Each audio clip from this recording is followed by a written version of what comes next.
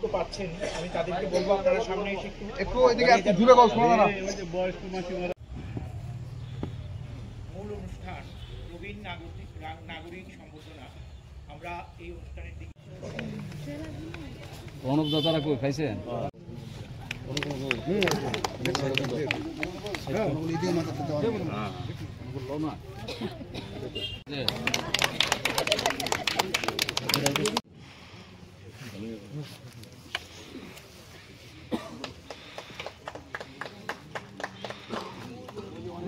এদিকে এদিকে এদিকে যাও, এদিকে সুবোধ সূত্রধর, শিল্পী আচার্য, পিতা। আজকে আমরা নাম দিয়েছি অনুষ্ঠানের প্রবীণ নাগরিক সম্বর্ধনা, কিন্তু এর পেছনে কারণ হলো আমাদের দলের যে প্রাণ পুরুষ শ্রী অটল বিহারী বাজপেয়ীজি, উনার জন্মতিথি গেছে 25 ডিসেম্বর, আর উনার এটা 100তম জন্মদিবস, মানে শতবার্ষিকী, সেন্টিনারি। এই সেন্টিনারি উপলক্ষে আমরা 1 বছরের কর্মসূচি হাতে নিয়েছি।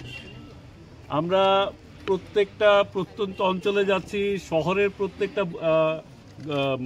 বস্তি অঞ্চলে যাচ্ছি, মানুষের কাছে পৌঁছচ্ছি একটা আউটরিচ প্রোগ্রামের মতো। অটল বিহারী বাজপেয়ী উনার আর পরিচয়ের লাগে না, প্রত্যেকটা মানুষ উনার সম্বন্ধে জানেন। আজকে গ্রামে গঞ্জে যে প্রধানমন্ত্রী সড়ক যোজনা চলছে, যে প্রত্যেকটা গ্রামের সঙ্গে শহরের যে কানেক্টিভিটি, এটা উনারই দেয়া। আজকে ভারত পৃথিবীর মধ্যে যে একটা সশক্ত জায়গায় পৌঁছেছে, সেটা শুরুয়াতও উনারই করা। আজকে উনার পথ ধরে এগিয়ে গিয়ে ভারত বিশ্বের মধ্যে সবচেয়ে বড় অর্থনীতি মধ্যে গিয়ে পৌঁছেছে, সব উনারই দেওয়া।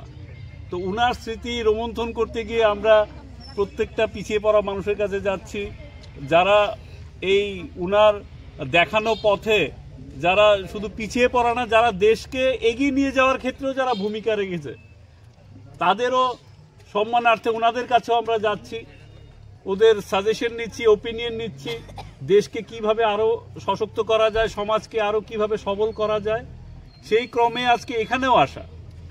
তো খোয়াইয়ের মানুষের কাছে আসা আমার শুধু একটা ছোট এক্সকিউজ পেলেই আমি আগেও চলে আসতাম, এখনও আসা। তো এক তো অটলজির জন্মদিবস, আর পাশাপাশি খোয়াইতে কোনো একটা অনুষ্ঠানে আপনাদের আবার দেখা, সেটাও একটা বড় পাওনা আমার নিজেরও।